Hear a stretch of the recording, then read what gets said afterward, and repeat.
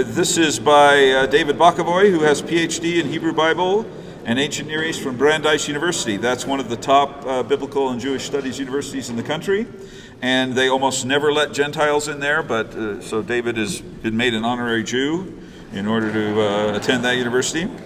He's the former LDS chaplain at Harvard University, which is pretty cool because I understand nobody at Harvard believes in God, which means his job is kind of superfluous. He has taught for many years with the CES Seminary and Institute program, and he is a fantastic teacher. He was a student of mine way back in the day, which is depressing because it means I'm old. But he's also an up-and-coming LDS scholar who's published in some of the leading biblical studies journals and as well as LDS journals. So he will be talking on, I think he stole my topic, which is Holiness to the Lord, Biblical Imagery in the Sermons of Jacob the Priest. And that is my topic too. So whatever good stuff he says is probably stolen from me.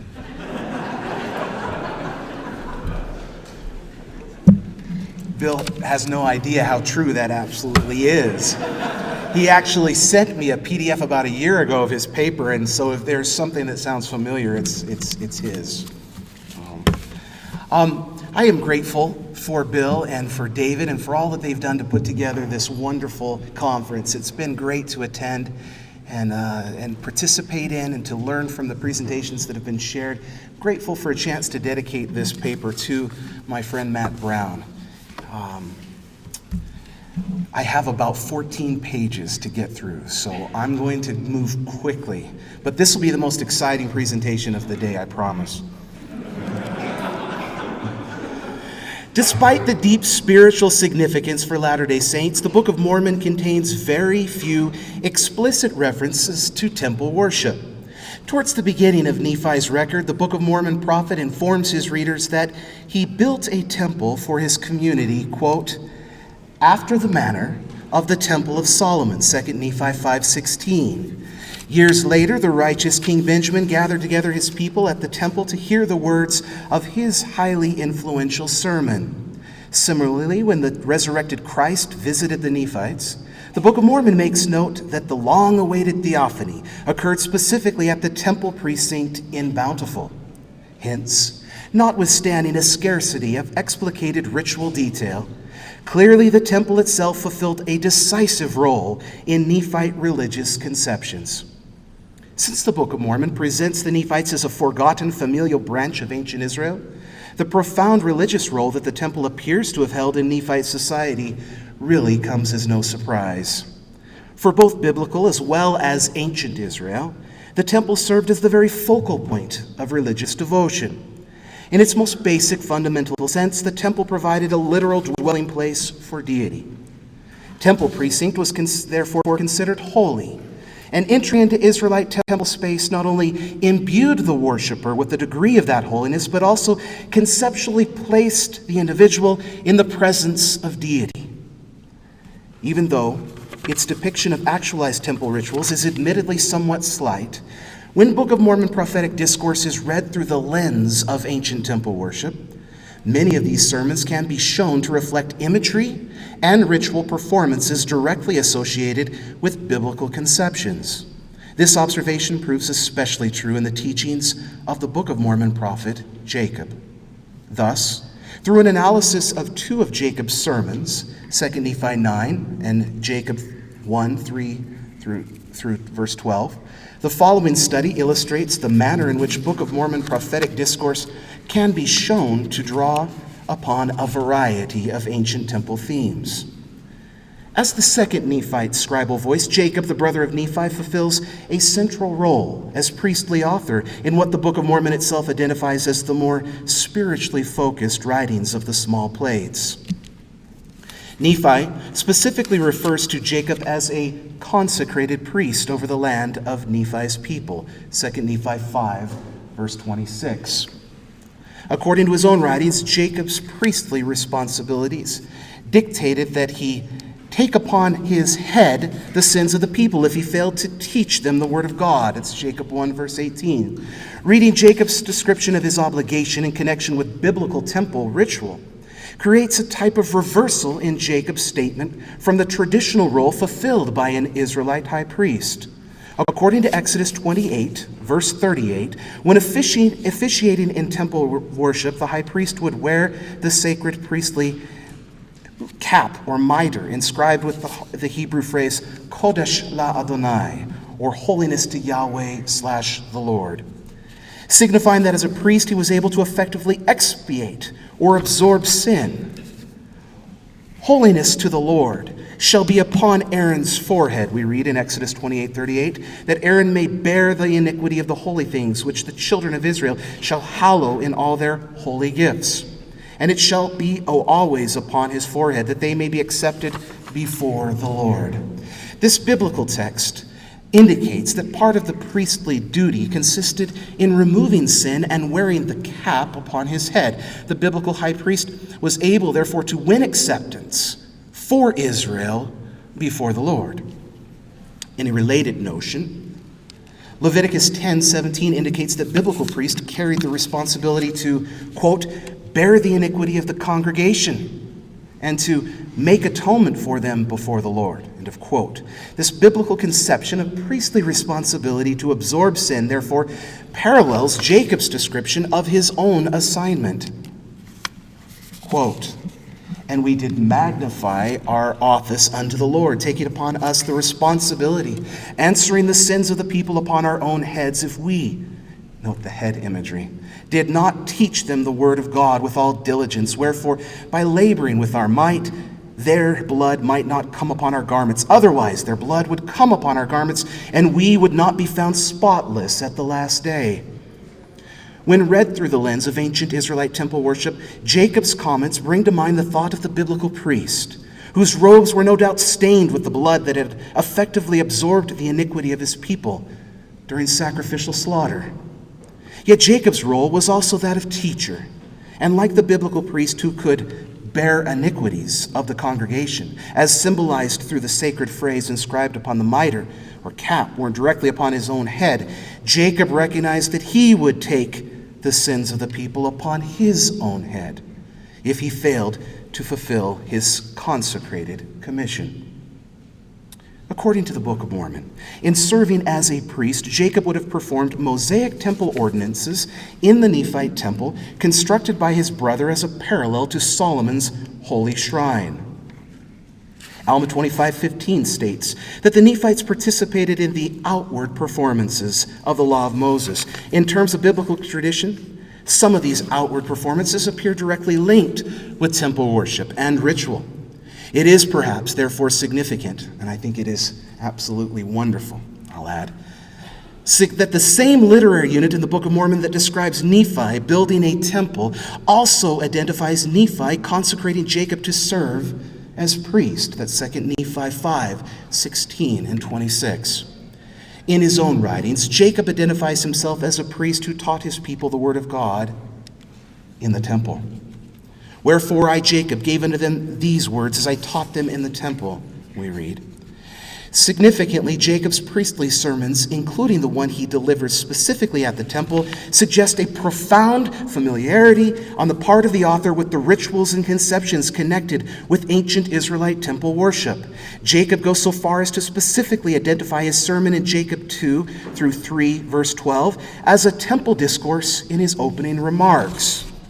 Now, my beloved brethren, we read, I, Jacob, according to the responsibility which I am under to God, to magnify mine office with soberness, and that I might rid my garments of your sin, I come up into the temple this day. Jacob 2, verse 2. With this introduction, Jacob, the priest, identifies the temple as the Sitzenleben, or setting in life for his teachings. References to the temple as the Sitzenleben for Jacob's sermon appear both in the narrative introduction to the speech, that was Jacob 1, remember, and directly in Jacob's opening remarks. Through this repetition and therefore emphasis, the author clearly sets up Jacob 2-3, verse 12, as a priestly sermon to be interpreted in the context of temple ideology.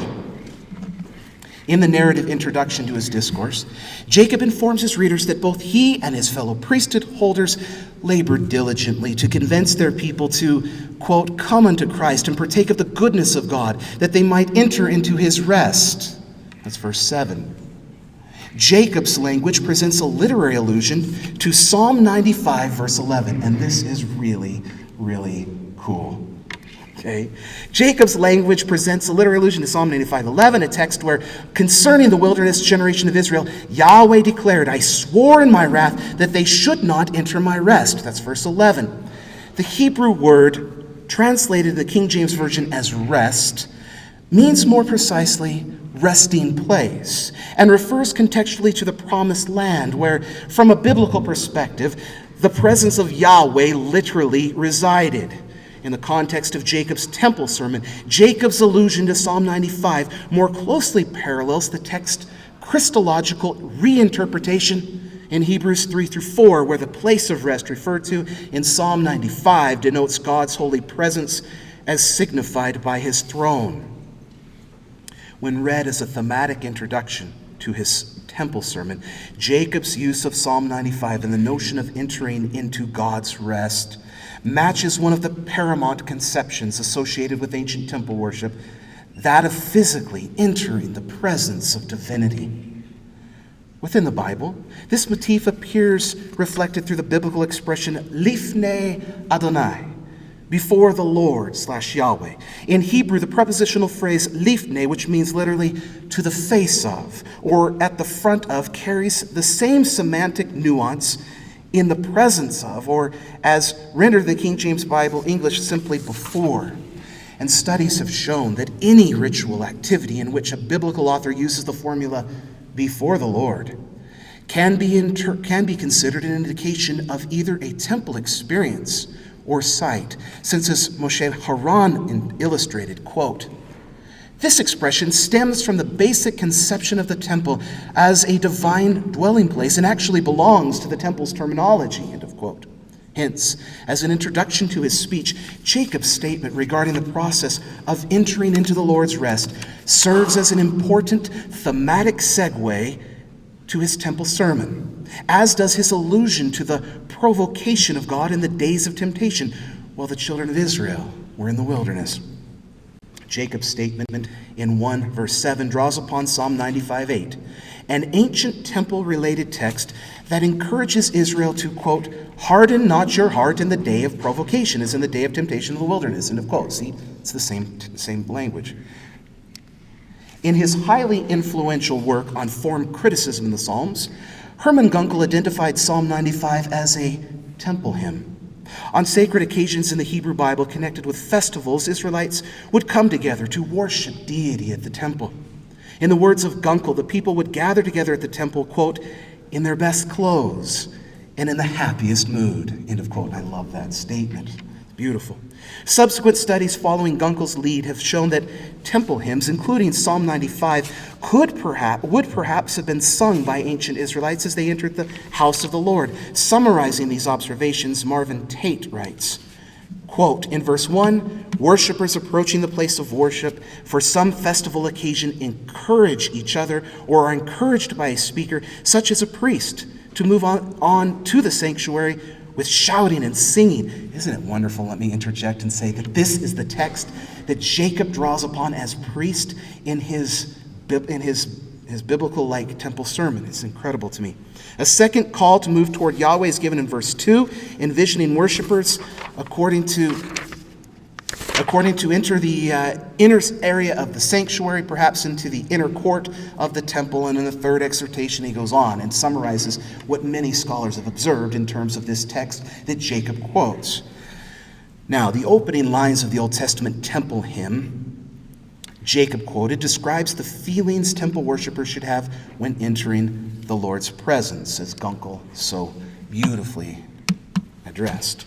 O come, we read, let us sing unto the Lord, let us make a joyful noise to the rock of our salvation. Let us come before his presence with thanksgiving and make a joyful noise unto him with psalms.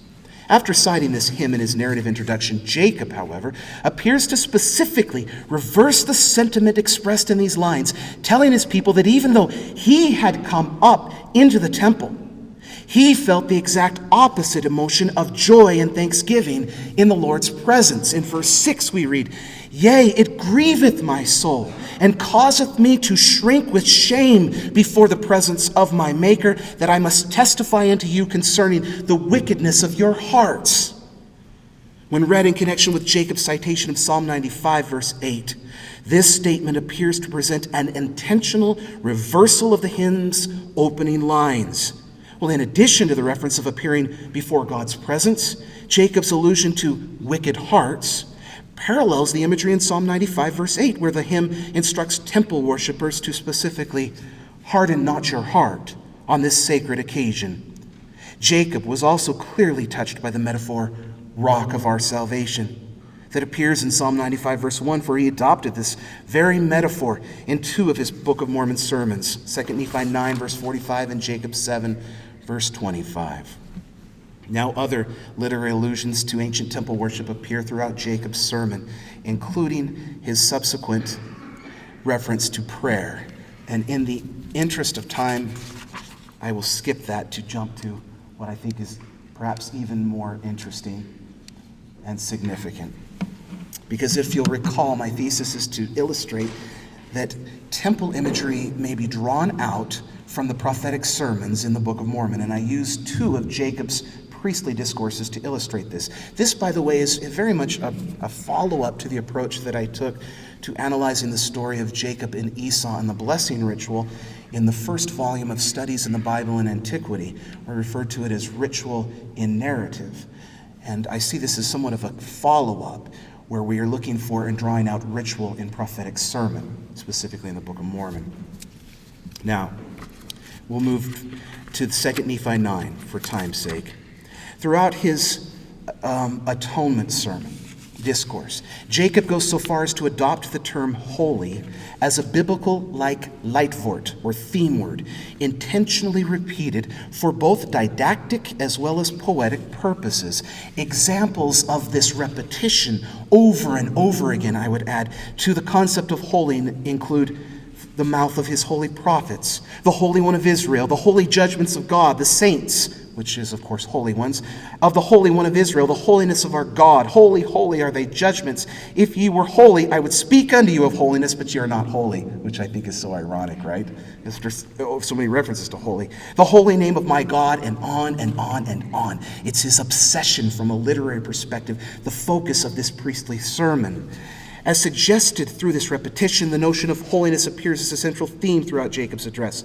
Anciently, temple priests such as Jacob dealt regularly with the concept of holiness in terms of their ritual performances. In the Hebrew Bible, holiness refers to a state of being in places, objects, persons, and time that corresponds with the presence of God. That's why, of course, the temple is holy. From a biblical perspective, only deity himself was considered intrinsically holy. Therefore, the closer an individual or even an object gets to God's physical presence in the temple, the more holy he or it becomes. As a divine attribute, God wanted to share his holiness with his covenant people. Ye shall therefore be holy, for I am holy, he commanded in Leviticus 11, verse 45.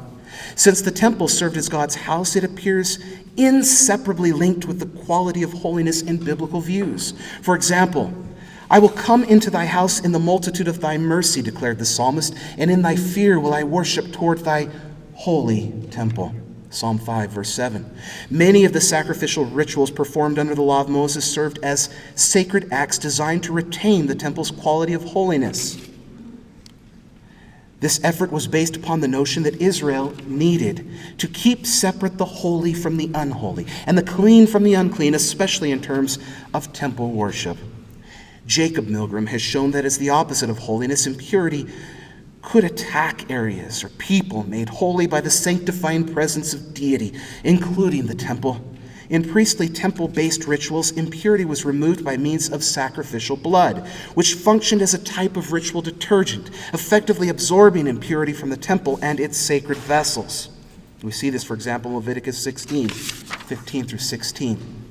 According to this system, sacrificial blood was holy and could therefore absorb impurity, the opposite of holiness, and restore the temple to its pristine holy condition, imparted by its connection with the presence of God.